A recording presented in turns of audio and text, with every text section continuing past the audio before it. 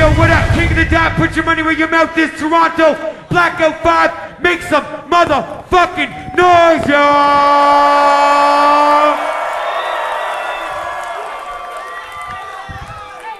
All the way from St. Louis, making his King of the Dot debut.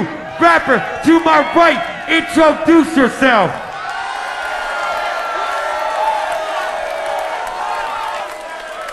Hitman Holla, let's go. All the way from Manchester, United Kingdom rapper, to my left, introduce yourself.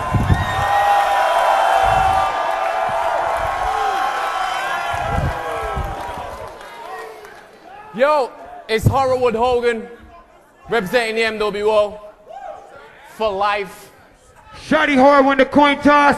It's our Hitman Holla. Let's make motherfucking history. Blackout, Make this prediction. The people behind me will still be cheering him on Friday. The point about.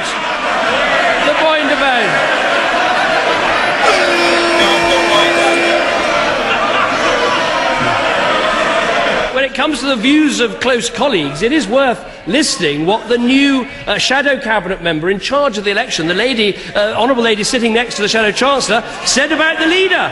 Said this: there's a wider concern in the public about whether he's got the leadership qualities to lead his own party, let alone the country.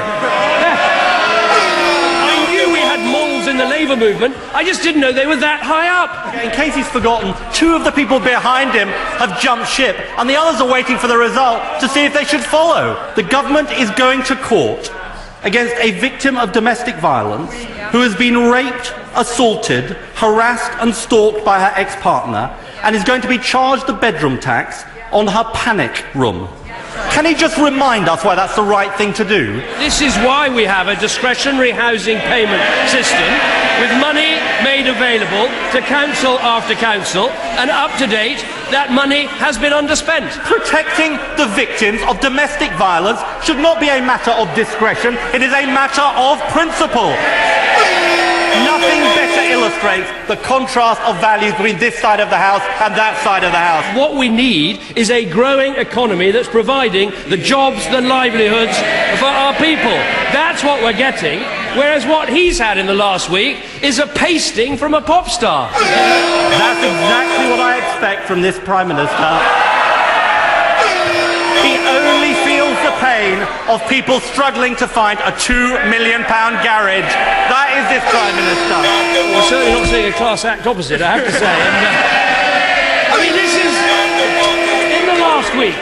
In the last week, Mr. Speaker, he's been called useless, hopeless, out of his depth, doesn't cut it, and an absolute disaster.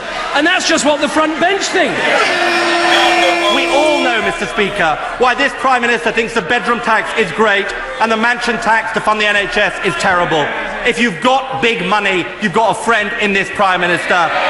If you haven't, he couldn't care less. Well, I think, Mr. Speaker, it's fair to say his week hasn't got any better. This was the week when Mylene Class wiped the floor with him in a television programme, and this was the week when there was an opinion poll in Scotland that showed that more people believe in the Loch Ness Monster than believe in his leadership.